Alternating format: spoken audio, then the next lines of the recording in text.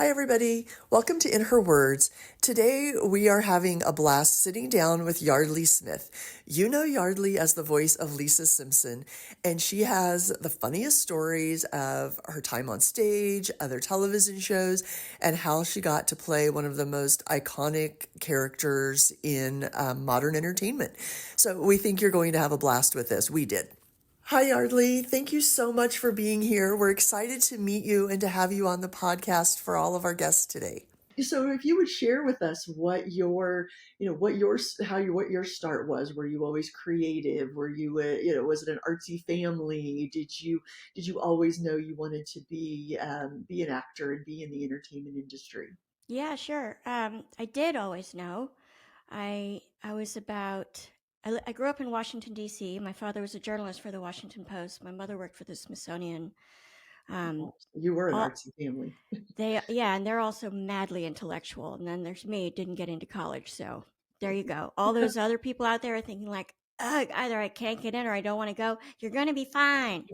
Um, but I knew there was a woman in my neighborhood in Washington, D.C., where there were lots and lots of kids.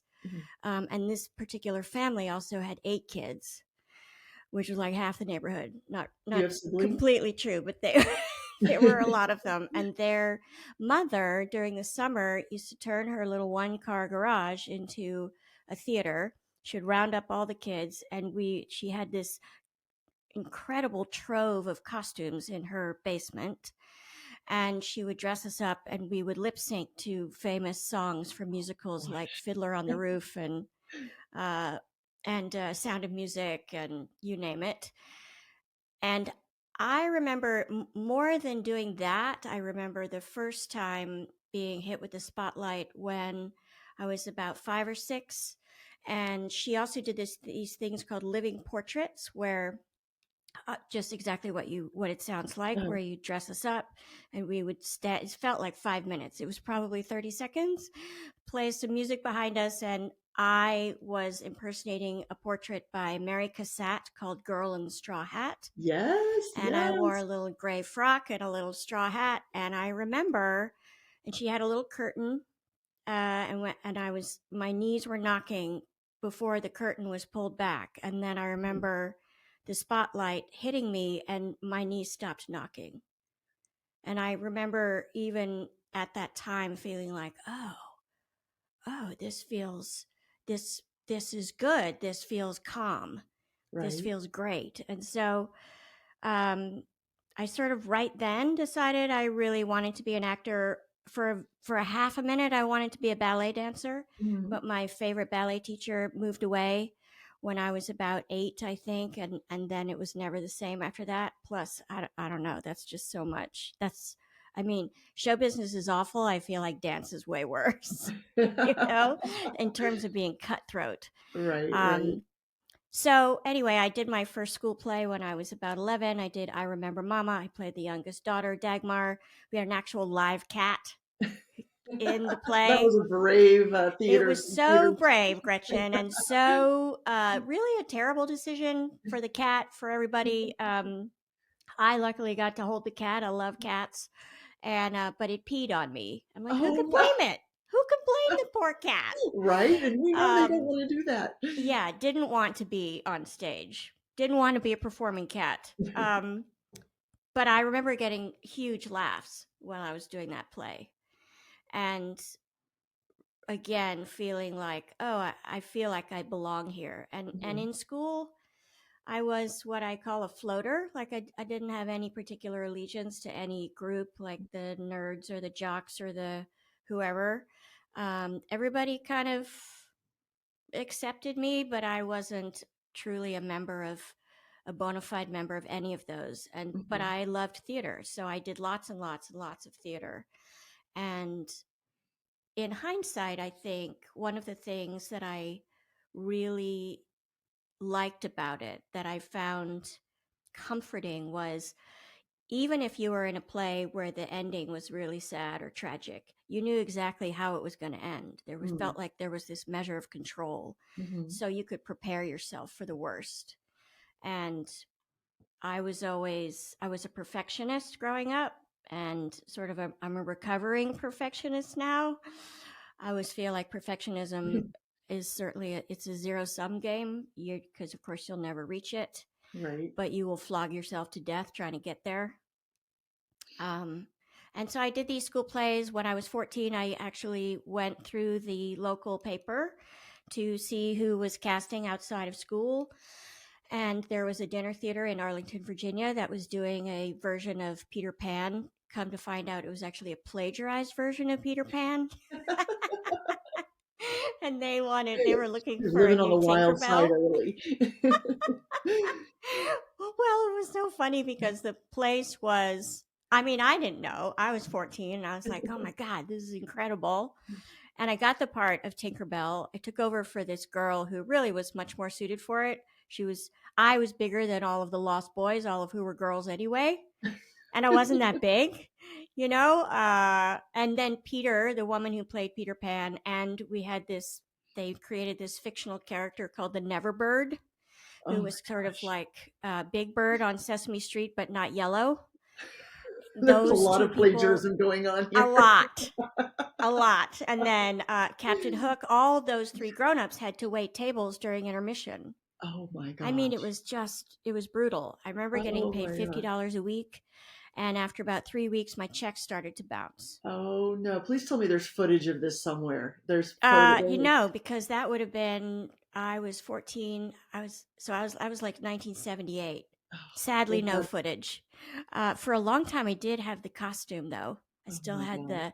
they made me, they're so awful. They made me these wings for Tinkerbell, which sort of, I've, I had, they didn't slip on where you zip up the front. They slipped on and you zipped up the back, right? So it was like a little crop top Uh-huh. and then a leotard under that. I Oh, mean, okay. and when I was flying per se, it was like a chain that was so big. It was like a, I don't know what gauge, a They chain had you on so like big an you could auto hook it lift. to a tractor trailer and pull a boat behind it. And this chain would go across the stage like just creaking along, and I'm sort of swinging. And then I remember one night my harness broke. Oh no. This is like waiting for Guffman. This whole It's so like waiting for Guffman. And then one day, after about, oftentimes actually the performance would be canceled because we didn't have any audience, or there oh, would be more people on stage than in the in the audience, audience. which meant there were Oh like gosh. 5 people in the audience Oh because there were maybe no. 8 people on stage. Um, and one day I showed up for work, my mother, of course, driving me to each performance. We performed 5 nights a week, plus twice on Saturday. I can't remember if it was 2 shows on Sunday as well. And the theater was closed. And there was a bankruptcy notice on the door and a notice from the health department. And they Oh had just, no. yeah, taken That's off like like a double thieves in the whammy. night. And I remember, and nobody called to say, oh, Yardley, you don't have to come tonight because we went belly up. I do remember being told we were going to go to Broadway, and I was all about it, of Okay, yes, course. there's Yeah. promises. And even after Peter Pan, or sort of concurrently, they did another version, unauthorized, of the Three Musketeers, and I Oh. played a little old Italian man with a black curly wig named Concini. Um, so yes, adventures in theater, and still I was undaunted. Still, I thought, oh well, this is. I mean, this is what I want to do. I feel like this is my calling.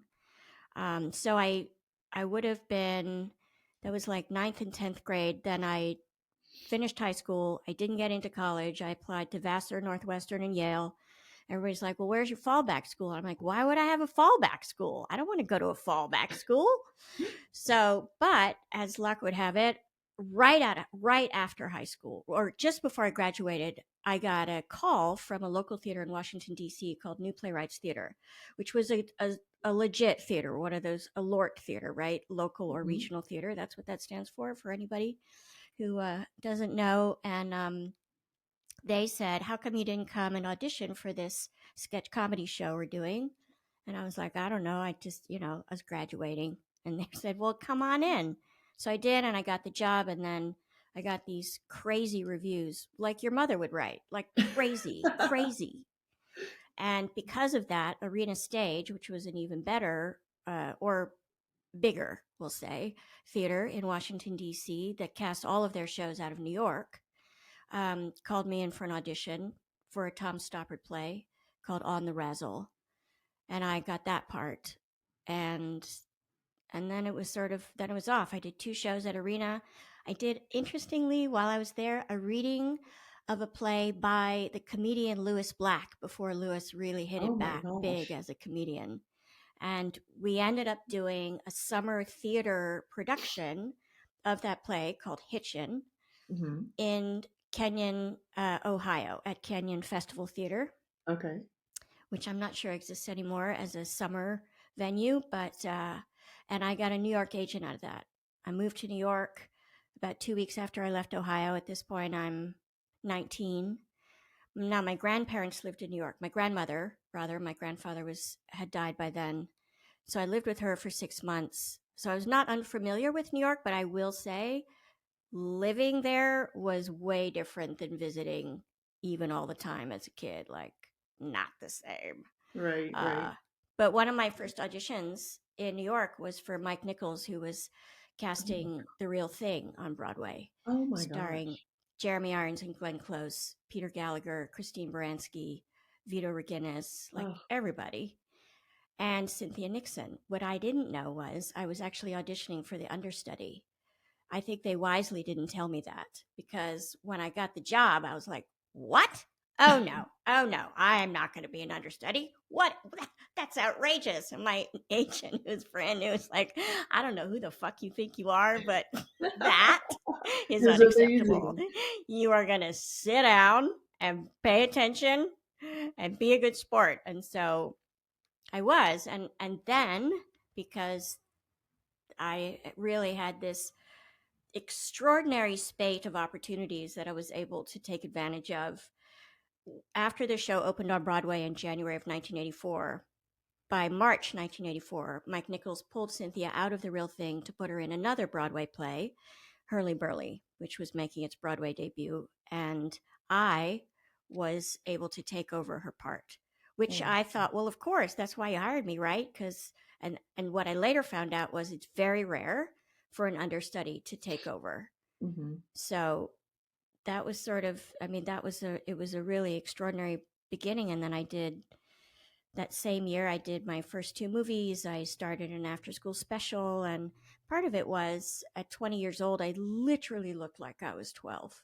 Oh my gosh. So you could, Were you trying auditioning for television and movies while you were doing yes, Broadway, or was it always live theater that you wanted to do? no, no. I mean, theater is my first love. I love the sort of fly by the seat of your pants. You Hmm. can't get off the train until it pulls into the next station. If you get in a jam, you better figure it out and get yourself out of it.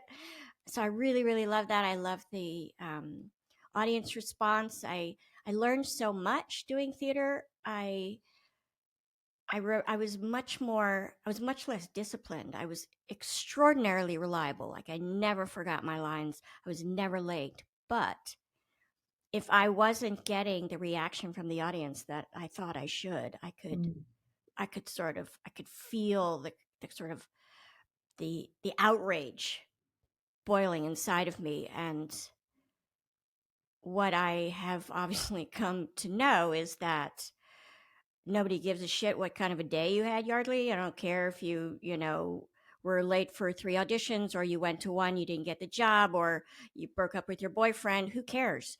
Everybody's money is the same and your job Yeah. is the same. So deliver and just leave all the rest of that at the door. But I didn't know that at first. I'd had no acting lessons and I hadn't really had any mentors. So I was really flying by the seat of my pants. Luckily, again, as sort of a people pleaser, I was so eager to please. I was a good student. So And that's then the tell upside of me, people pleasing. The downsides, of course, are right, many. right. How then how did you how what moved you to comedy and to Tracy Ullman and to the that project? Sure. So I was on Broadway. It was my Broadway debut, and I remember. So my New York agent didn't have an LA office, but she had a Oh, relationship with an LA office. So one of the agents came actually to New York to see Cynthia on her last night, and my agent said, "Won't you stay and see my client Yardley? I think she's really remarkable." And he said, "Yeah, sure, okay." So he saw us both, and I remember they were sitting in the fourth row, and as I inherited Cynthia's spot in the curtain call, so it was a solo curtain call, and I had done really well that night. I'd gotten exit applause like it was a triumph. And when I came out for the curtain call, however, I was wearing a mini skirt and tights, and my knees were knocking. And I was so nervous, like, oh my God, it was like this adrenaline dump.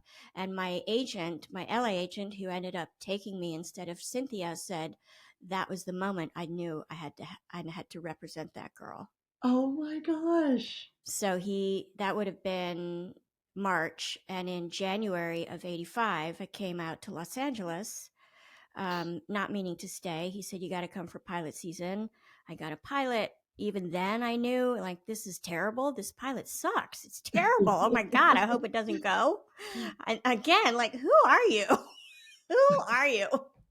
Um, and it didn't, thankfully. But I went on to do lots and lots of television. And one of Mhm. my auditions was they're going to do these cartoons on the Tracy Ullman Show, which was this new sketch comedy show on a new network called Fox. And the scuttlebutt around town, of course, was you can't have a new television network. There's only three, Could you imagine right? I mean, the outrage. Who are, this Rupert having what, Murdoch five guy? channels? What? Yeah. Oh, they were. It's sort of really not in my backyard. The other big three: NBC, ABC, CBS, Yeah. and so I was never an actor really who turned down an audition, Mhm. and so, but I also had never wanted to do voiceover. I think because I was always teased relentlessly for having such a funny, weird, nasally voice, and so I Really? honestly didn't think it could be an asset, right? Right, So I right. didn't have a voiceover agent, went through my theatrical, and I remember, so the story is, and the story is true, that I read for Bart first, but it Oh, right, really right, right, yeah. overstates the Bartness of it all. Honestly, it's just because they always have women do the voices of young boys because our Right, voices don't change, right? right. So it was really any woman who came through the door was going to read for Bart. Mhm. That didn't last more than 15 seconds, and then they said, how about the middle girl, the daughter, Lisa? And I said, yeah, sure. Now the great part about this story is the reason I got that audition was that I had been doing a small brand new play in a little theater here called the Fountain Theater, Mhm. which is still around today. But back then, theater in Los Angeles still, it's still sort of the redheaded stepchild, as they Yeah, say. My yeah. mother's a redhead. That's a terrible expression. Um, but you know what I mean? It struggles Yeah. to keep It's pace never with film and been, yeah. television. But anyway, I was doing this new play. I was playing a girl, a teenage girl who loved Elvis Presley and wanted to join the army. Mm. So nothing like Lisa Simpson. But I got these amazing reviews. And so one of the people who saw that play, and again, after opening night, if you've, as you know, Gretchen, when you go to theater, those little black box theaters, there's probably 7 people there. It's Yeah. just very hard to get people to come. So, anywho, one of those people would a year later cast The Simpsons on the Tracy Ullman Show. And she said, I know who should play Lisa Simpson. Oh my goodness. It's very sort of Lana Turner at the drugstore. Right, right. I love that. I mean, so many nuggets that we're already hearing of not giving up. And when you think you're in your bad moment of your knees knocking, that's when but yeah, you never know. You never know who is going to see you or who you're going to connect with. Did you also, all this time that you were on Broadway and that you're trying out for different, were you going back and forth between drama and comedy? And did you have a preference, or were you or are you open to anything? I was open to anything. I think I didn't really think that, I certainly didn't think you had to choose a lane. I Hmm. didn't think I was better at one than the other. I ended up doing, like, I would say the bulk of my career has been comedy. And there's actually a sort of a, a, a salient story about that when I was doing As Good as It Gets. Hmm. And I played Greg Kinnear's secretary. And there's a scene where Greg Kinnear's character has gotten beaten up and he's lying in the hospital I bed. And I remember, come yeah. in. And the way the scene is written is she walks, her name is Jackie. I walk in the door. I come up on him, see how badly beaten he is, and burst into tears. This is not my strong suit, bursting into tears on cue. Hmm. I'm a little better at it now, I think, because I'm sort of stripped away more of the layers of armor that I spent most of my life building up. Um, but I was really worried because there's no run up to it, right? And we fucking shot that thing all day. When I tell you, I must have done 46 takes is no exaggeration. Oh, But what happened was, so it was supposed to be this really traumatic, really gut wrenching scene. And the first time I did it, I was able to burst into tears and be hysterical, and everybody laughed. oh my gosh. And so James L. Brooks, who was the director and obviously executive producer of The Simpsons as Right. well, decided it was this hidden gem, that was fantastic too, and that we would absolutely go that way, because every time I did the scene, people would laugh. So you sort of got to dance with the one that brung you. Right, right. So where in the mix of all of this, because my favorite, and I know it was, so small, the City Slickers Oh, role. so Oh my great. gosh. Yeah, so great. So So I hilarious and was, unexpected and just perfect. And I that one, I thank think you you. burst into tears in that one too, right? No, I yell at him. Oh, you just Uh, start yelling. I can't remember. yeah, I I was like, don't. did she start crying in that too? She doesn't start crying. She is really insistent, like, you have to listen to me because now Right, I'm right. I pregnant, took a right? test. I took a test. Obviously. It came up blue. I remember that line. Um, I remember, so that would have been in the 90s, and I was working still quite a lot then, my on-camera career, which really started to fade after about 14 years, which is it really threw me for a loop. But at the time, I remember actually going in to read for Billy Crystal and being so anxious and nervous about it. And I honestly think he gave me the job because we were in this tiny room. This is back in the day when you actually used to meet the casting director in person. Right. Nowadays, all auditions are on tape and Video, you just yeah. send it. I think I mean, the system was already sort of broken. This system of trying to get a job as an actor is so far from perfect or even fostering any kind of creativity. But Hmm. Hmm. at least you got to make a sort of personal impression on somebody. Hmm. So I walk into this room. It's a tiny little room. Billy Crystal is not in the room at the moment. I'm talking to the casting director. Billy Crystal comes in and I shake his hand and I go to sit down and he says, "That's my chair." And I was like, "Oh, I'm sorry. I'm so sorry." And I think he thought it was so funny that that's how I got that job. Oh my gosh. No, that And back role, that sort of to your point, I think, with the knocking knees, I think that there's an element to how people respond to vulnerability. right, Everybody has it. right. And The it's sort of, vulnerability, the realness, like the it moments when you're is. not quite auditioning yet, or the play is finished and the real you is there. That's really interesting. Yeah. I think people really Having respond to so many that. people. So, when when did you know? When did you know The Simpsons was something special? That it was. I mean, I know nobody could have. Well, maybe The Simpsons could have known that this was going to happen for so long with all of their predictions. But how? When did you know it was something special? I think when so Tracy Ullman got canceled after 2 seasons, I believe, Mhm. and we spun off into a half-hour show. We were a mid-season replacement, which For anybody who doesn't know, it means we started our season in January of 1990. Although the Christmas special, Simpsons Roasting on an Open Fire, where they get Santa's Little Helper, um, aired December 1989.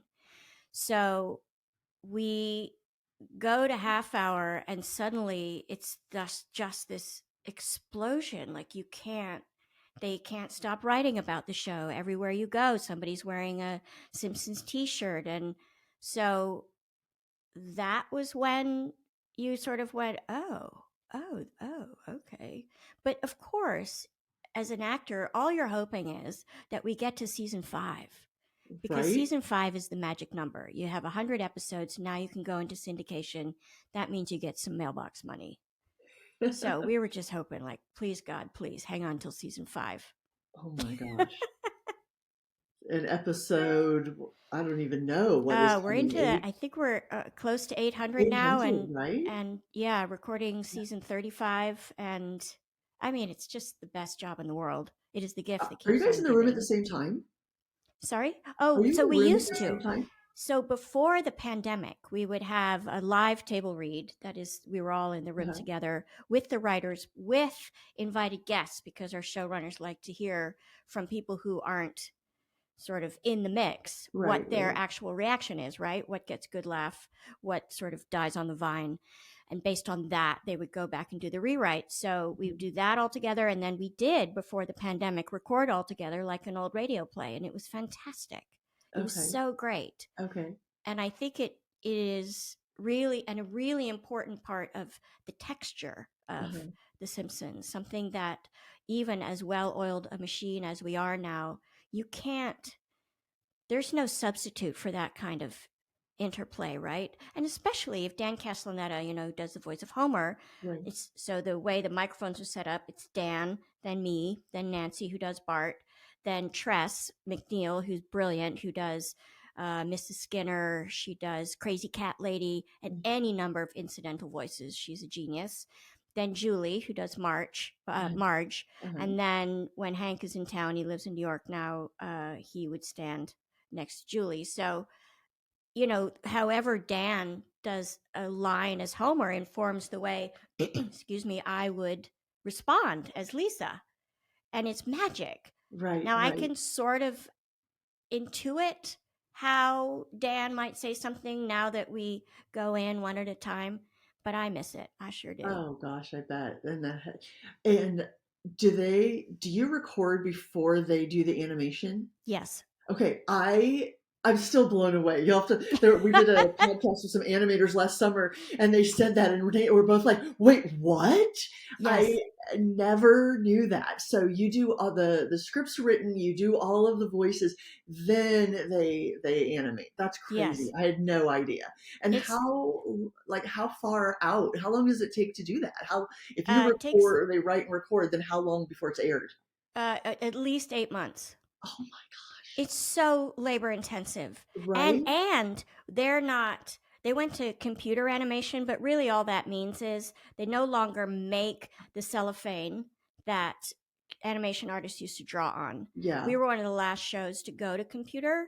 Uh-huh. But you still have to hand draw everything. Now it's just on a computer, Okay. so it didn't really save that Yeah, much time at it all. doesn't save that much time. So 8 months after you record is when something is finally is about ready to air. Yeah, Wow, that's a long, and for all of these episodes and for 20, yeah, 3 years, that's crazy. it's crazy. And we do a That's lot of ADR. We do a lot of pickups over uh, the course of those 8 months. And I think up to about at least halfway through the process, you can actually make a pretty big change in dialogue, and it's not prohibitively expensive in mm, terms of animation because you haven't locked the picture yet. But once okay. you get past that point, now you're really on borrowed time. Okay. Okay. And then you took a complete left turn, I guess, in the life is stranger than fiction, maybe. Yes. But why you decided to start a true crime podcast with your husband, Yes, and his identical twin brother, brother, right? Dan being Detective Dan being my husband, Detective Dave being his brother. And I think it was not such an intentional turn as Were you I, always a fan? sorry, Were you always a fan of true crime, I the family? was. I Yeah. really want the good guys to win. I'm just such, I sort of always wanted to live a fairy tale. I'm sort of a dreamer that way. Um, and I'd already co-founded a production and development company called Paperclip Limited with my longtime business partner, Ben Cornwell. And so that was in 2014. No, must have been 2012 about. And then, and we started the podcast in 2017. Which was So that's pretty early. it That's is. We kind yeah, of got early on in. in the podcast world. Yes, we got in sort of just under the wire before the podcast landscape got so populated that Right, it's right. impossible to sort of weed through all of the choices that you have. Mhm. Um, and really, it came out of this idea that when I first started dating Dan, we didn't live in the same geographical location. So I had to fly to him about every other weekend Mhm. to visit. Now, as a cop, as a detective, he had Friday, Saturday, Sunday off, but not really. He was basically always on call, like so many first responders. And he had his actual phone, like his iPhone, and then he had the bat phone. So he always Mhm. had to have both with him. And one of the rituals that always took place was Dan and Dave lived about a block away from each other. And Dave would come over to Dan's house and they would plop down on the couch on a Friday. We'd open a bottle of wine and they would just start to talk about their week, and it was jaw dropping. I still to this day, I always say it's such an unnatural job.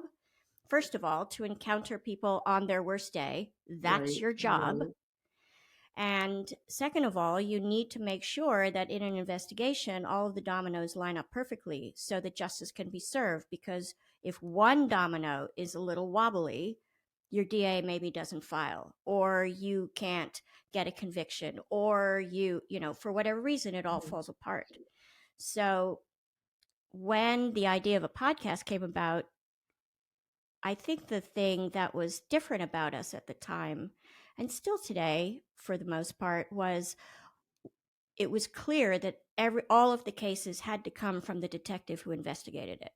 Mhm. Like it wasn't going to be good enough for them to tell me the story, for instance, and just because I'm more well known, I would then regurgitate it to the Right, audience. right. So that's and I, we were at we did an interview with this great group of women called Sisters in Crime. They write a lot of true crime fiction the other day, and they asked us, "What's up with the title of your podcast, Small Town Dicks?" And I was like, "Oh God." And it was Dan's idea, and it was a joke, and Dix being the noir slang for detective. Right, But right. honest, and Dave, by the way, who was investigating sex crimes and child abuse at the time, was like, absolutely not. Oh, no, no, that Oh, cannot be the name. no. And I just totally overrode him because I thought, oh, go on. Listen, who's going to listen? Our moms and like 15 people. And now we're at 50 million downloads and we're stuck with it. So, Oh my god, no, it's a great name, but it does. You that's the image you automatically get though, is that, sly detective yeah. image. Well, I think Always if you're of a certain age like us, Gretchen, I think, the young ones are like, why dicks? You're like, oh yeah, God. that's true. You But haven't I seen Dick mean, Tracy? No. yes, What are you talking about? exactly. So, What was the response from Dave and Dan when you wanted them actually telling the stories and them being the stars of the podcast? yeah, they were really apprehensive. Yeah. I can tell you that law enforcement are a squirrely bunch. They trust no one. But then you think about, again, every time they leave the house, guaranteed somebody that day is going to lie to them. So Interesting. this Interesting. the trust issues are deep and well earned, because also if you can't trust your partner, then you might die. Like there are all these things that when you and Right. I leave the house, nobody's going to try to kill me. I'm going to Right. be okay, right? Right. Right. So that was why we decided when we started it that we would only use their first names. Uh-huh. We would not tell you where the crimes took place. We would Okay. actually change Right. the names of the suspects and the victims. Mm-hmm. Um, because a lot of the detectives that we've had on the podcast are still working. Right. Right. And you certainly don't want to re-traumatize the families. Mm-hmm. Now, some Mm-hmm. detectives come on, and if it's a very well-known case, they're like, "No, I want to use the actual names. I'm good with it." We leave it up to them. Mm-hmm. But our charter is we aren't going to be the ones to out you. Right. Right. No, that's interesting. I just I read, I don't know if you've read Jessica Knoll's new book. It just reminded me of what you said, and it's called Bright Young Women, I'm going to and write that down. it's the story of the time period when, in the 70s, when there was you know some are looked at to be a handsome serial killer on the loose. Yeah. And she did the book in the point of view she will never say his name. And she only says the women's names and tells Yeah. their story. I mean, it's fictionalized, Right. but it's been so eye-opening for me. And I read it a few months ago, and now, like, watching the news in the morning, listening to a podcast, listening to this of why do we keep saying the bad guy's name and not talking about it? So feeling what you're saying about these about how careful these detectives want to be, if it's an old Yes. story, if it's a new story, who are you outing? Because and who are we giving the spotlight to?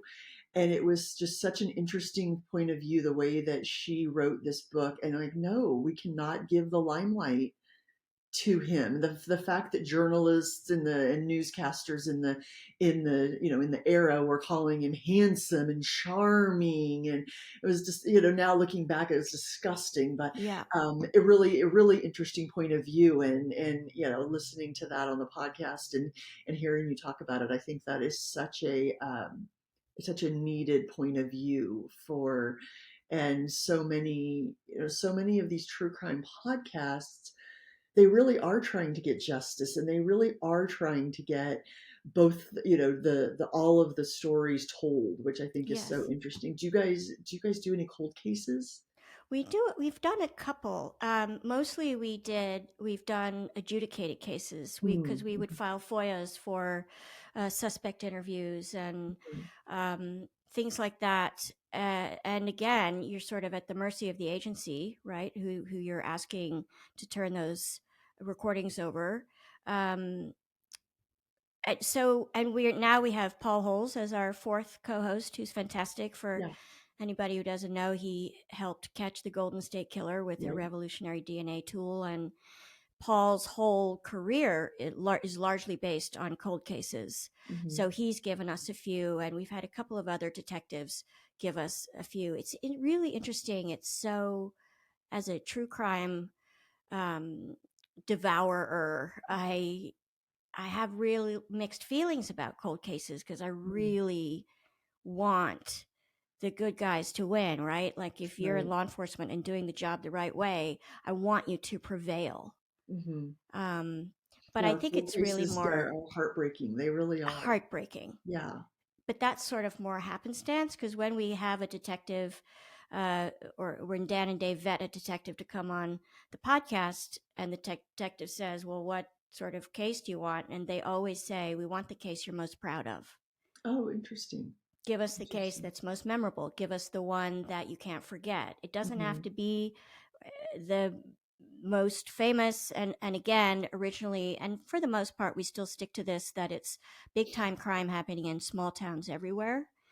Yeah. And because I remember when I first started dating Dan, I said, "Yeah, he's a detective, a violent crimes detective." Like, "Oh, what? It's like, rescuing the dog who got stuck in the shed." I'm like, "You'd be surprised, actually. Yeah. There's a lot of bad shit happening in those small towns, Right. just with Yeah. less frequency, but the same level of depravity and reckless disregard for human life." So, Has anybody heard of In Cold Blood? I mean, come on. right? I mean, What's some of the the worst middle crimes of ever. nowhere? Oh my Yeah. God. Yeah.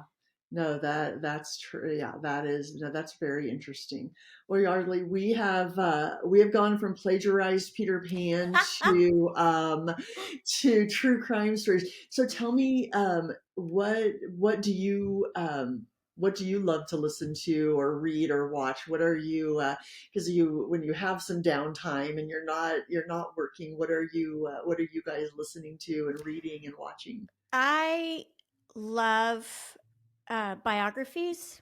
Mm, I also listen to a lot of true crime, and I'm mhm. good with, the episodic kind, like you get on Dateline. To I just finished 3 seasons of this podcast called Deep Cover, Oh, okay. which I'll is try to quite well done, and it's it's investigating. It's 8 or 10 episodes about one case, right? Right, right, right. Um, so I love that. I listen to a lot of books on tape. Mm, I think as women we are just hardwired to try to multitask, even though it's a myth. So I like to be able to learn and feed my brain while I'm working out or right, stuck in legendary LA traffic right, right. or maybe cooking, whatever it is, walking around the block. So um, I like things. I feel like I've read every self help book in the world. Uh, I'm a huge fan of Brene Brown. I've listened to all her books. She's great. I feel like she explains scientific things in a way that are very Well, accessible to the rest of us. talk about vulnerability Oh and my goodness. accessibility. Oh my gosh, she has made it Incredible. a science. Yeah. So, yeah, I think it's mostly nonfiction these days. Although I Oh, do okay. love a great story of fiction, I'm kind of restless.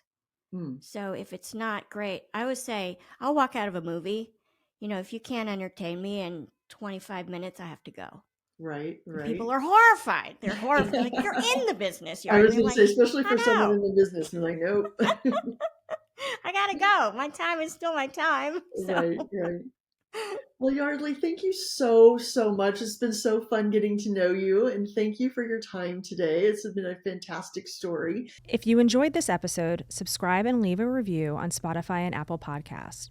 To stay up to date with In Her Words, join the conversation by following Women in Entertainment on our social channels and subscribe to our weekly newsletter at womenandentertainment.com.